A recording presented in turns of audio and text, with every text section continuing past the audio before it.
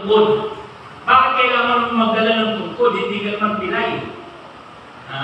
Ano yung purpose noon? Kasi kailangan mo magdala ka ng tungkod.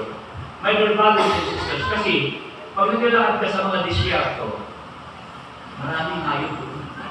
May mga alakdan, may mga ahas doon. Kailangan ng tungkod mo, lagi yung inahampas mo ng gano'n. Amen? Pansanggalan mo yun sa iyong katawan, pansanggalan mo yun sa iyong sarili. Amin mo ba? Totoo po yun, na kailangan magsuot ka ng panyapak. Bakit? Mahalaga ang panyapak. Kasi para may makapakan kang mga alakdan, makagat ka, ay nakakalasan po ang kagat ng alakdan. Amin po? Amen. So yun yung purpose noon, my brothers and sisters. Kaya nga, yung meaning niya, huwag.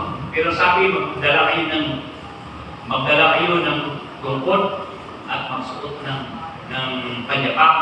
Yun naman yung sinabi ng aking Panginoon para ingatan ang iyong sarili.